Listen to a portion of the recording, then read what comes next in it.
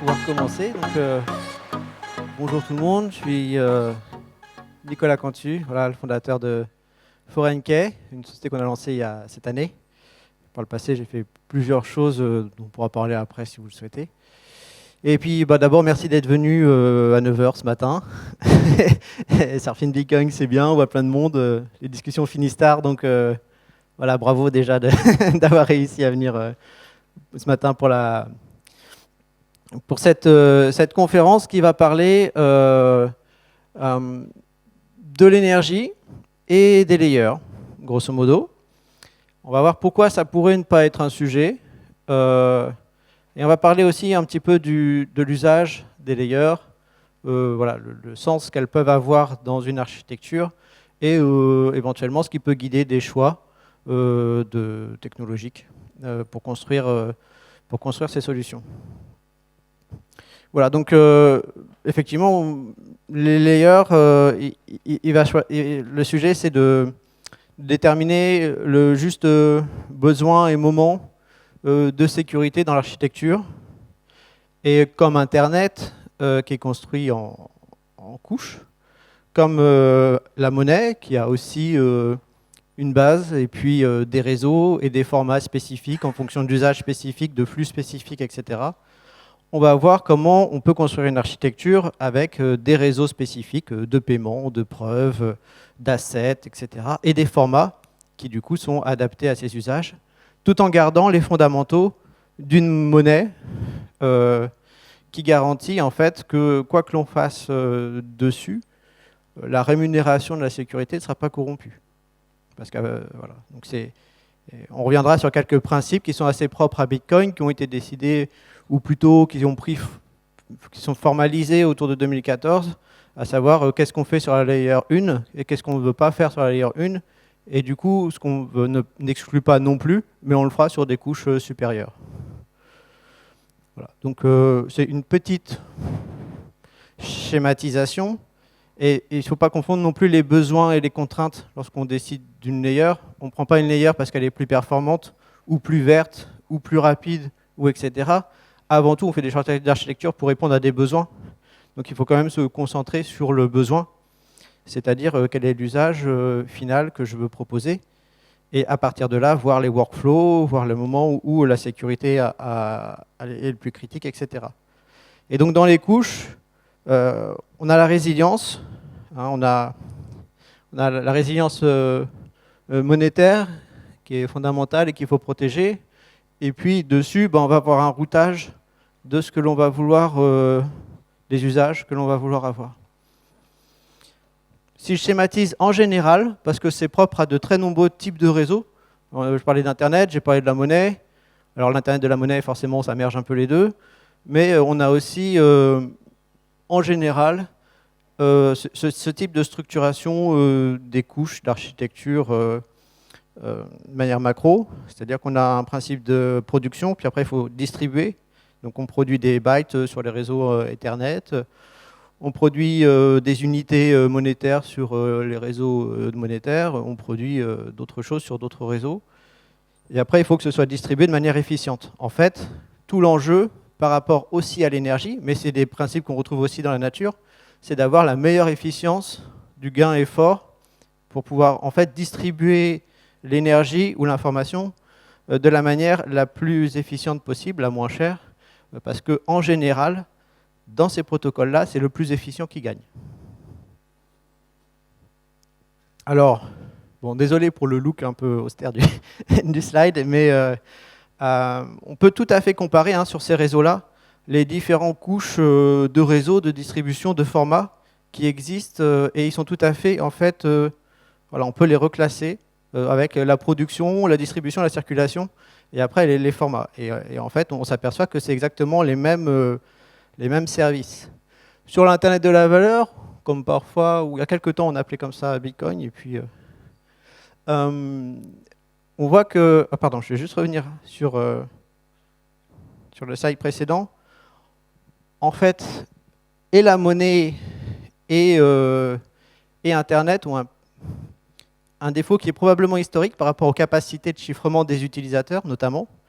c'est que la sécurité, elle n'est pas nativement intégrée ni dans la monnaie, ni dans Internet. C'est des choses qu'on rajoute par-dessus. Et du coup, à la base, on n'a pas une sécurité très forte et on court après. C'est-à-dire qu'on court après la sécurité sur nos protocoles numériques, tout comme on court sur la sécurité dans nos usages monétaires. Et du coup, l'énergie, qui est souvent extrêmement liée à la sécurité, eh ben, elle ne vient pas dès le début. Mais le problème de le mettre à la fin, c'est que du coup, on va avoir une dépense énergétique qui va être démultipliée en fait par le nombre d'usages et de cas et de réutilisation de matériel qu'on avait déjà à la base. Avec Bitcoin, c'est un petit peu différent puisque on va distribuer la sécurité d'abord dans la force des clés cryptographiques qui sont distribuées chez les utilisateurs. Donc la sécurité, ce n'est pas forcément le minage directement. La sécurité, c'est surtout la distribution des capacités de chiffrement chez les utilisateurs. Ce que va apporter le minage, c'est une unité de mesure de la valeur, le Bitcoin, qui, en l'occurrence, est faite dans une unité en joules par seconde. Ça pourrait être des watts, mais bon, le calcul intègre un calcul de la difficulté, etc. Et donc finalement, on va concentrer la sécurité à avoir, et donc la consommation d'énergie au départ, à avoir en fait une monnaie, une information sécurisée qui permettra d'être en garantie de tout le reste. Et on verra comment cette garantie s'opère techniquement dans la manière dont on va ancrer une couche sur une autre, c'est-à-dire le lien entre les deux en fait. Et le lien entre les deux va être un engagement de cette sécurité-là, mais qui ne va pas être, on ne va pas redépenser à chaque fois qu'on crée un usage, etc. On va vraiment se reposer sur une dépense initiale, sur la production initiale limitée de Bitcoin. Et on va creuser un petit peu tout ça. Une petite aparté sur le marketing des générations. Les générations de blockchain, les générations du web. On voit qu'il y a un marketing des layers qui est en train de s'opérer aussi. Voilà, c'est juste mon point de vue sur ce que je vois du marketing et ce que je vois de l'innovation. La blockchain, le marketing 2015, bon, ça date de bien avant. Le POS et les DPoS, dans les premiers essais des monnaies numériques, dans les années 98, c'est ce qui était employé. On essayait comme ça d'avoir un équilibrage, parce que les blockchains, le problème, c'est comment on rémunère ceux qui maintiennent la sécurité et maintiennent les infrastructures. Parce qu'à partir de ce moment-là, il peut y avoir des collusions, il peut y avoir toutes sortes de choses. Et la blockchain en elle-même ne résout pas ça. Le POS était une expérimentation pour essayer d'y résoudre. C'est-à-dire, voilà, on va mettre des enjeux, puis on va essayer de voir s'il y a un équilibrage qui se fait entre les enjeux. Mais très rapidement, la conclusion a été que celui qui maîtrise le mieux les enjeux, et puis les enjeux convergent, au final, ça se centralise. En 2009, l'innovation, c'est d'avoir proposé d'intégrer la proof of work, en fait, dans le mécanisme de consensus et dans la rémunération de la sécurité des blockchains. Et donc, Bitcoin va sécuriser les blocs des blockchains et finalement va proposer une unité de mesure pour la valeur qui est une unité scientifique. Ça aussi, c'est nouveau. Ce n'est pas une unité sociale, ce n'est pas de l'enjeu qu'on va mesurer, c'est un effort. Voilà, il va falloir produire des haches. C'est un effort dans le temps que l'on va mesurer. Et c'est très intéressant d'avoir une unité scientifique, du coup, parce qu'on se rapproche, les joules et les secondes, c'est des unités du système international, c'est des unités naturelles. Et du coup, déjà, on ne va pas forcément réinventer les lois de la nature ou les manipuler. Enfin, ça va être plus compliqué parce que ça dépend du coup de contraintes physiques réelles. Et on va revenir sur d'autres attributs, mais le fait d'avoir une unité scientifique, c'est comme les secondes. Voilà. On peut se dire que, à la base, dans toute l'architecture que l'on va construire, on aura une unité qui ne dépendra ni d'un contexte, ni d'une politique, ni d'enjeu. L'unité qui va être utilisée tout au long de l'architecture, c'est une unité scientifique. Comme ça, dans le temps, on peut la réutiliser, elle sera toujours aussi fiable. Et puis, surtout, elle est prédictive. C'est-à-dire que quand on va construire un modèle, quand on va mettre un enjeu entre une chaîne et une autre chaîne, par exemple, si je veux construire une layer, je vais mettre quelques bitcoins que je vais geler, Et en fait, avec ces bitcoins gelés, je vais les représenter sur une autre chaîne, et donc j'aurai des représentations de jetons, etc. Si jamais cette valeur change dans le temps, tout le modèle de sécurité en fait est caduque. Avec une unité scientifique, on passe à côté de ça. Alors ouais, on est à Surfing Bitcoin, donc j'ai peut-être été un peu influencé par l'ambiance. Mais grosso modo, on ne choisit pas des layers pour qu'elles soient plus rapides, ou qu'elles soient moins chères, ou qu'elles soient sécurisées. On les fait vraiment par rapport à des rôles. C'est pour ça que si vous essayez de faire une blockchain qui est vraiment pas chère, on va dire, pour compenser une blockchain chère mais qui est plus sécurisée, en fait, vous n'allez pas avoir une architecture plus forte, vous aurez juste accumulé des failles. Et alors, les blockchains 0, j'ai vu ça, layer 0, en fait, là, c'est encore pire parce qu'on va introduire des différences d'engagement. La valeur, l'unité, si vous voulez, de base, elle est différente, avec des finalités différentes dans le temps, etc. Et donc là, c'est encore pire. Par contre, ce qu'on peut faire, c'est des layers qui ont du sens. C'est-à-dire qu'elles ont un rôle, un format, des réseaux, et qu'elles répondent à un besoin spécifique. Voilà, le paiement, la preuve, la monnaie. Et puis après, on va essayer d'optimiser tout ça pour entrer dans des contraintes de performance, de coût. Mais on les choisit d'abord pour des usages. Et donc, on verra qu'en fait, on va transporter l'énergie, finalement, entre guillemets, hein, c'est une représentation initiale, sans en reproduire par-dessus. Je parlerai un petit peu aussi des métadatas, parce que le numérique, c'est 10% de la consommation d'énergie mondiale. Une grosse partie de cette consommation du numérique, c'est l'exploitation des métadatas. En plus de tous les risques sur la privacy, en plus de tous les risques sur la sécurité. Or, dès lors qu'on part sur des principes cryptographiques où l'utilisateur signe dès le départ, on va couper en amont l'accès aux métadatas par les infrastructures télécom, les clouds, etc. Et c'est très important parce que si on leur coupe l'accès aux métadatas, on peut éteindre un certain nombre de giga data centers qui exploitent pour les assurances, les banques, etc., un certain nombre de données auxquelles ils n'auraient pas du tout accès sinon. Voilà. Quand on voit les leaks dans la santé notamment, etc., on peut se dire que c'est pas inintéressant de revoir les infrastructures pour repositionner la sécurité au tout départ. Alors la layer 1, ce sur quoi on va s'appuyer, Bitcoin, bon, c'est déjà quelques couches en réalité. C'est déjà des mineurs qui proposent leur bloc à des pools, et puis c'est déjà des full nodes qui vont rémunérer ou pas les pools en fonction des blocs choisis. Et puis c'est des utilisateurs, comme je le disais, parce qu'en fait, on le verra, il y a un impact de l'adoption sur les couches. Pourquoi il n'y a qu'un IP? Pourquoi il n'y a que, grosso modo, un HTTP? Pourquoi il y a en général un consensus qui se fait sur un format, un réseau, etc. C'est parce que c'est le plus efficient qui gagne et que la démonstration, en général, elle se fait, enfin, elle est faisable. Et donc, on va revenir juste après sur le fait que, voilà, il y a que, si on se base sur les besoins, en général, on n'a qu'un standard qui émerge. Si on a un standard pour utiliser et voir des sites web, on a un standard pour les mails, on a un standard pour les noms de domaine, on a un standard. Et la communauté scientifique travaille à l'améliorer, mais on a des standards uniques. C'est aussi pour ça que le parti pris de s'appuyer sur Bitcoin et de ne pas faire d'interopérabilité et autres, c'est parce qu'il vaut mieux travailler à un standard solide. Voilà. Le sujet de l'environnement et des layers, c'est important parce que, enfin justement, de l'énergie vs l'impact environnemental. Parce qu'en réalité, Bitcoin, il n'y a pas de relation dure avec l'impact environnemental. Ce que je veux dire par là, c'est qu'on a une unité de mesure qui est des joules par seconde. Comme on a une unité pour le temps qui est des secondes, on utilise parfois très mal le temps, et ce n'est pas pour ça qu'il faut remettre en cause les secondes, ou la nature des secondes. Bitcoin est agnostique de l'énergie utilisée.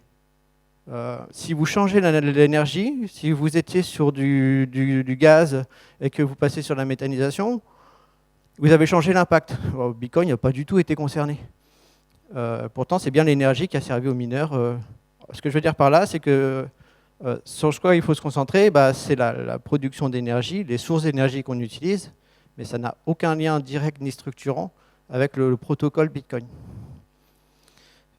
Après, il y a des effets de bord positifs, par contre, qui sont plutôt d'ordre économique et qui sont plutôt propres à l'industrie du minage, mais qui sont encore des sujets de contexte annexes, mais pas propres au protocole, qui marchera aussi bien s'il y a des mineurs gros qui ont du succès, parce que voilà, ou si c'est des petits mineurs plus éparpillés, le protocole est justement construit pour réguler la puissance nécessaire sur le réseau. D'autre part, pour des points de vue économiques, en fait, il n'y a pas de concurrence entre l'énergie nécessaire pour Bitcoin et l'énergie des autres usages, puisque pour des raisons économiques, en fait, ils vont miner quand il n'y a pas beaucoup de demande, et ils vont arrêter de miner lorsque les prix vont augmenter et qu'il y aura de la demande sur le réseau. Donc en fait, ça permet de stabiliser les grids, ce qui a d'autres effets de bord positifs, même si ce n'est pas l'objectif de Bitcoin, ça reste des effets de bord positifs. Voilà. C'est pour ça, l'énergie, c'est un sujet, mais ce n'est pas un problème. Bien sûr, il faut l'étudier, mais ce n'est pas structurant dans le protocole de Bitcoin. D'autant que, si on regarde bien, même en layer 1, combien de blocs il faut, parce que ce n'est pas les transactions qui sont minées, hein, c'est les blocs, qu'ils soient vides ou pleins, quel que soit le nombre de transactions, l'énergie qu'on va dépenser, c'est l'énergie pour miner le bloc, qu'il soit vide ou plein, de la même manière. Et donc si on regarde bien, pour qu'une transaction soit considérée comme finale, c'est-à-dire que voilà, le consensus ne va pas remettre en cause l'état de la transaction sur la layer 1, les exchanges, ça c'est des données qui sont prises sur les exchanges. Voilà, les exchanges considèrent qu'au bout de 6 confirmations, on est sûr. C'est-à-dire que voilà, on a dépensé une énergie, on a validé 6 blocs, à partir de là, on est sûr. Si on compare avec d'autres chaînes, la confiance et le nombre de blocs qu'il faudra miner du coup, même si c'est du staking ou quoi, il y a quand même le nombre de blocs qu'il faudra miner peut être considérablement plus élevé. Voilà. Ce qui veut dire en fait qu'avec Bitcoin, on a une efficience de la dépense énergétique qui est assez inédite pour obtenir un niveau de sécurité qui aujourd'hui dépasse tous les supercalculateurs. Et après, il y a des effets de bord positifs sur lesquels on ne va pas revenir ici parce que je sais qu'il y a d'autres conférences qui sont vraiment plus dédiées aux impacts, etc. Et puis bien sûr, on va parler des layers. Les layers ont un intérêt du point de vue de l'optimisation de l'utilisation de l'énergie, puisqu'on ne va pas reminer sur une layer, on va plutôt déléguer la sécurité et de la layer à Bitcoin qui a déjà produit sa sécurité. Et en fait, en une transaction, on va pouvoir, par exemple, certifier tout l'historique d'une blockchain en une transaction. Donc cette blockchain-là qui n'est pas minée, elle va faire des millions de transactions, plutôt rapide parce qu'elle n'a pas la lourdeur et la sécurité et le temps nécessaire des blocs pour détecter les doubles dépenses, etc. Par contre, elle va faire une transaction qui sera dans un bloc miné parmi d'autres transactions. Donc potentiellement, dans un bloc, on peut certifier plusieurs centaines de réseaux de blockchain. En une transaction, on va certifier des millions de transactions qui n'ont pas été faites. C'est là où je reviens sur le départ, avec la gestion des workflows, et à quel moment, quelle durée je peux me permettre avant de sécuriser sans prendre de risque sur la sécurité. Voilà. À partir de quel volume, de quel type de volume, de quel type de transaction, je peux me permettre d'avoir...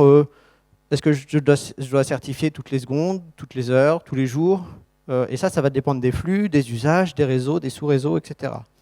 L'autre avantage, c'est qu'avec ce système-là, on a une sécurité qui n'est pas directement liée à l'usage, ni au type de gouvernance de la blockchain qui va se certifier. Parce qu'on n'aura pas modifié, du point de vue Bitcoin, c'est une transaction classique. Et ça, c'est très important, c'est-à-dire qu'on n'a pas modifié Bitcoin pour s'adapter à des usages. On a gardé la sécurité de Bitcoin, sa simplicité.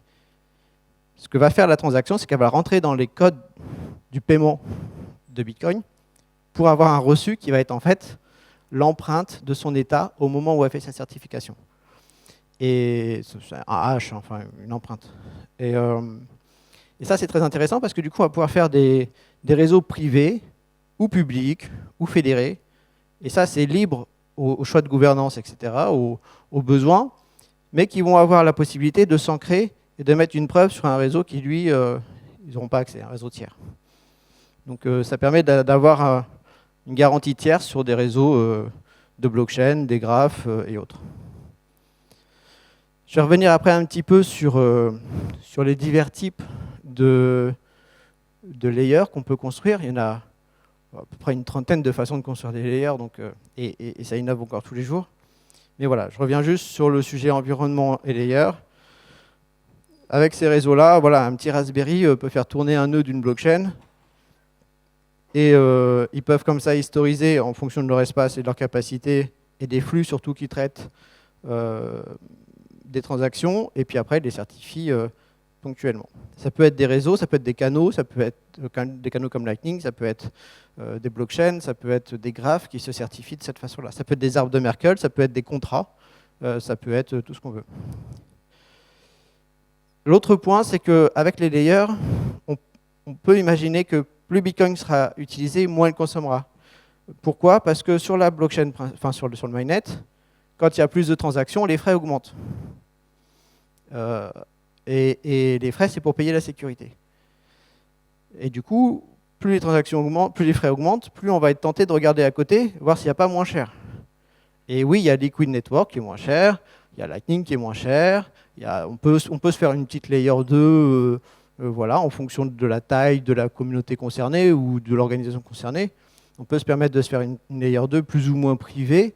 Pareil, c'est une gestion de la sécurité, de la gouvernance. Et du coup, quand plus les flux augmentent, plus les layers sont utilisés. Et en général, il n'y a pas de retour arrière. C'est aussi ce qui fait un peu le succès de Lightning, c'est qu'il y en a certains qui ont notamment tous ceux qui sont autour du paiement, payer sur Bitcoin, ça a des contraintes. Et puis, quand les frais augmentent un petit peu, c'est compliqué. Alors, du coup, ils ont expérimenté Lightning. Ils n'ont pas fait le retour arrière quand c'était moins cher. C'est-à-dire qu'une fois intégré Lightning, ils sont restés sur Lightning. Donc, on peut prédire que dans le temps, plus Bitcoin sera utilisé, plus les layers sont utilisés. En plus, comme j'ai dit, elles vont être spécialisées pour des usages. Donc, probablement que plus adaptées aux besoins que la couche principale. Voilà. Il y a des règles quand même, parce que c'est difficile de faire des layers, j'ai simplifié un petit peu. Il y a des règles à respecter, notamment pour ne pas créer de concurrence entre la sécurité et des usages. On doit protéger la sécurité avant tout. Donc, si c'est moins cher de faire sur une layer, il ne faut pas détériorer la sécurité et le modèle des mineurs. Il faut les utiliser parce que du micro-paiement, c'est adapté sur Lightning beaucoup plus que sur Bitcoin. On garde en fait, et du coup ça va être des flux supplémentaires, ça va être des usages, des intégrations supplémentaires qui vont venir enrichir la sécurité grâce aux certifications qui seront faites sur Bitcoin. Mais ce n'est pas concurrent, c'est vraiment une extension. Et aussi, il faut garder un avantage économique pour la sécurité. Voilà. C'est-à-dire qu'on doit bien rémunérer la sécurité. Et ce que l'on peut prédire aussi avec les layers, c'est que probablement que Bitcoin, si on a des usages spécifiques, on va utiliser la layer 1 pour ce qu'elle fait de mieux, c'est-à-dire la sécurité. Et donc, il y aura une meilleure valorisation de la sécurité parce qu'elle sera beaucoup plus mise en avant par rapport à tout un folklore qui peut exister aussi aujourd'hui autour, tant qu'il n'y a que ça. Voilà. Et il faut garder l'intention, mais ça c'est un point de vue, hein, il y a d'autres points de vue dans l'écosystème, il faut garder l'intention d'avoir une monnaie qui ne va pas se modifier pour de la complaisance par rapport à des usages tiers. L'idée c'est de garder une certaine... donc on ne va pas favoriser des types de layers et modifier Bitcoin pour ça. A priori, on n'a pas besoin de le faire. Voilà. Et puis après, que ce soit à l'initiative des utilisateurs. Ce que je veux dire par là, c'est que la certification dont je vous ai parlé, soit c'est le protocole de la blockchain qui va se certifier tout seul, soit c'est les utilisateurs qui vont dire maintenant j'ai envie de certifier l'État. Voilà. Donc on est sur des canaux Lightning, on ferme son canal, voilà, c'est plutôt l'initiative des utilisateurs. On est sur certaines layers, ce n'est pas l'initiative des utilisateurs. C'est la fédération qui maintient les nœuds, qui va dire on va signer avec nos quelques signatures l'ancrage sur Bitcoin. Donc déjà, on est moins centralisé. Et Et il faut aussi se méfier de ce qui arrive avec les ZKP, parce que du coup, on va masquer un petit peu la fragilité des quelques signatures qui vont certifier l'ancrage. Ce n'est pas pour autant qu'il n'y a pas que 5 signatures et qu'elles sont plus solides. Voilà. Voilà. Et surtout, garder l'atomicité.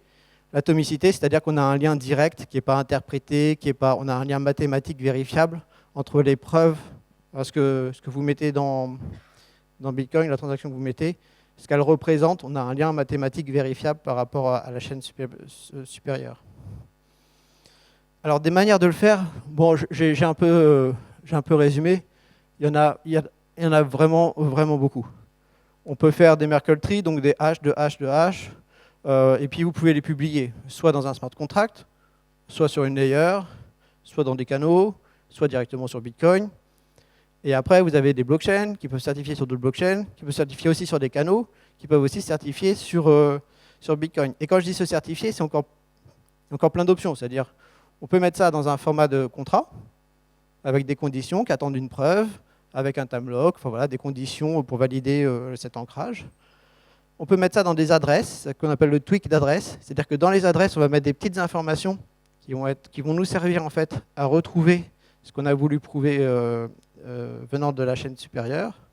On peut mettre ça aussi dans les data, tout simplement, hein, dans les op-return, les data qui sont permises, même si c'est plutôt à éviter. Voilà, donc on peut ouvrir des canaux. Donc les canaux, ce qui est bien, c'est qu'on est vraiment d'une logique peer-to-peer. C'est plus complexe parce que la topologie d'un réseau de canaux qui s'ouvrent entre eux, etc., avec des chemins plus ou moins efficients à calculer, c'est complexe. Mais ça marche extrêmement bien, c'est Lightning. Pour l'instant, enfin ça marche extrêmement bien. Ça devrait de mieux en mieux bien marcher. On peut faire des pegs. Donc il y a le two-way peg. Le peg, c'est un échange de preuves entre les chaînes. Donc là, l'engagement qui est pris est un petit peu plus dur, c'est-à-dire qu'on va mettre en enjeu des jetons au départ, et après, la chaîne va travailler avec ces jetons-là, qu'elle aura mis en garantie, entre guillemets. C'est-à-dire que si, lorsqu'elle va se certifier, elle ne donne pas une preuve conforme, elle pourrait, en fonction des protocoles, perdre ces bitcoins qu'elle a mis en jeu. C'est une sorte de garantie aussi pour les utilisateurs de la chaîne.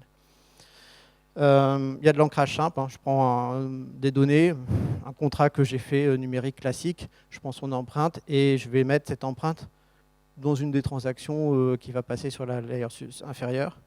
Ou alors je certifie carrément l'empreinte de la blockchain tout entière et je la mets sur la layer inférieure. Voilà.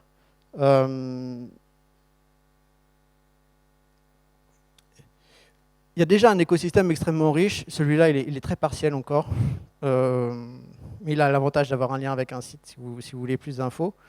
Donc on a déjà un écosystème très riche qui permet d'avoir des réseaux adaptés, parfaitement adaptés à des usages, sans corrompre la sécurité, l'intégrité de la base monétaire, et qui réutilise en fait l'énergie initiale qu'a permis Bitcoin. Donc mesurer, évaluer l'impact énergétique de la layer 1, il faut voir aussi l'impact, comment va se distribuer cette énergie, comment va être utilisée après, si on veut voir sa réelle efficience.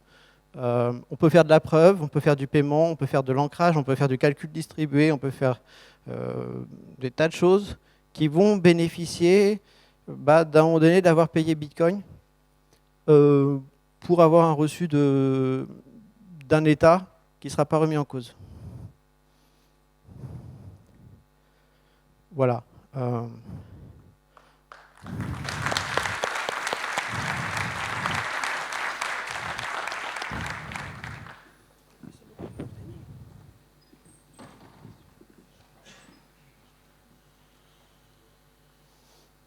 Donc c'est ouvert aux questions. Moi je comprends, il est 9h, j'ai essayé de parler de technique, mais ça l'a peut-être été un peu.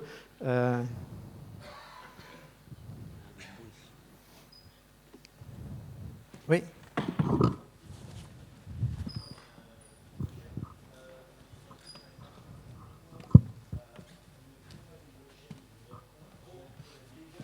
Micro. Oui, Pardon, putain, c'est fort. J'aimerais juste savoir pourquoi il ne se crée pas une blockchain layer 1 sur laquelle on aurait déjà des layers 2 autour, entourés, qui sont propres à cette blockchain. Et la blockchain layer 1 n'accepterait que les transactions de la layer 2. C'est-à-dire elle refuserait toute transaction venant de l'extérieur. Ça éviterait d'être finalement saturé. Chose qu'on peut voir par exemple sur des blockchains, je sais pas, Solana par exemple, qui se fait bourriner avec des game to play, là, des play to win, enfin, tous les jeux Steppen et autres. Ils se font saturer leur blockchain. Pourquoi ils ne font pas justement des layer 2 de base sur lesquels en fait on pourrait venir saturer la layer 2, mais pas la layer 1? C'est un peu l'objectif des layers aussi, hein. Même pour des questions d'évolution, par exemple, certains layers se disent, nous on va expérimenter des choses d'abord sur notre layer avant de les proposer à Bitcoin. Donc en termes d'innovation, c'est intéressant parce qu'on prend un risque qui est plus maîtrisé. Et c'est pareil pour les volumes, c'est pareil pour les flux. En fait, elles servent déjà à ça, ce que je veux dire. Et on n'a pas... Bitcoin est un protocole qui n'a pas à exclure ou pas. C'est-à-dire que si il paye en Bitcoin, hein, il paye selon le protocole Bitcoin. Et l'intérêt, c'est d'avoir de la fongibilité pour éviter de l'analyse. Plus on va mettre des règles et des cas, déjà plus on va créer des failles, parce que ce sera plus complexe. Plus aussi on va créer de l'analyse possible. Et l'analyse, c'est de la metadata. Et la metadata, on sait que c'est des failles de sécurité, c'est des leaks, c'est tout ce qu'on veut. Donc c'est bien d'avoir un socle simple, efficace, qui est contraint de toute façon. On est limité dans le nombre de transactions qu'on peut passer, et ce sera plus cher si on le spam. Et du coup, le poids économique va faire qu'on va peut-être éviter de le spammer et de le faire sur une layer.